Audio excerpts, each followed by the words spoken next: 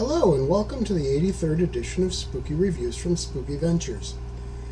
The movie under my spooky eye this time is a new Blu-Ray edition of WitchTrap.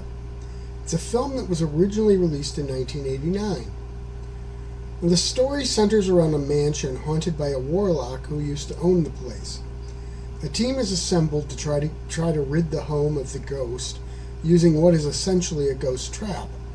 The title WitchTrap references that device, most likely in a nod to the director, and in this case producer, Kevin Tenney, who had previously done the film Witchboard.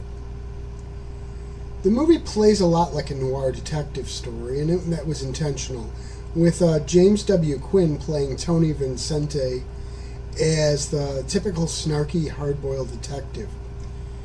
The story has quite a few cool twists and turns. There are many layers of things happening and a lot of surprises. It also has plenty of crime-adventure aspects amidst the horror.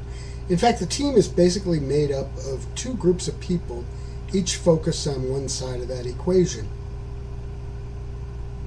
Now, this was done on a very low budget, and it shows, but they make very good use of what money they had.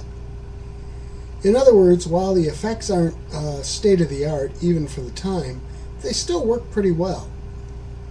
Now, you might notice that the sound feels just a little odd, and some of the acting, especially Judy Tatum's, feels flat.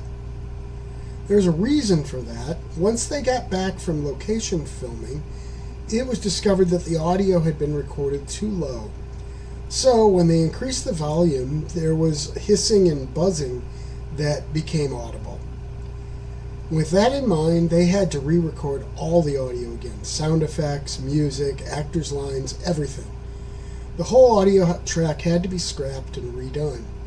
So it just feels a little off, but it's not something that really gets in the way of enjoying the story. At least it wasn't for me. Now, I should mention that Linnea Quigley is in this film, and I've always been a big fan of hers. And she gives one of the best performances of the movie, really. There is also a great interview section with her as one of the bonus features, so fans of Quigley will find plenty to like here. All in all, this is a good horror movie. It's inventive and clever, but not without its blemishes, largely caused by the low budget and audio redo. The version here has a few scenes that were cut from the theatrical release in order to get the movie an R rating. In fact, those scenes were actually never seen until this version was scanned from the original 35mm print.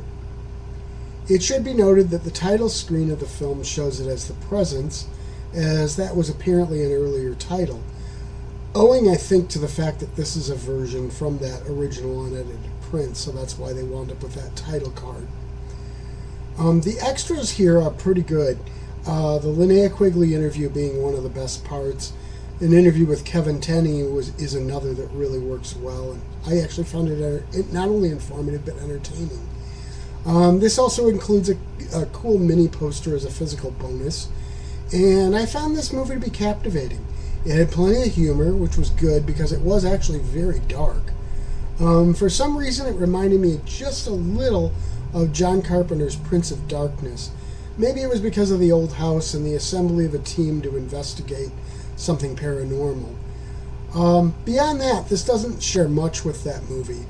I think it still holds up pretty well, and it's just a fun horror movie. Spooky Ventures is the home for spooky content and spooky merchandise on the web. Check it out today at spookyventures.com. And remember, always keep it spooky.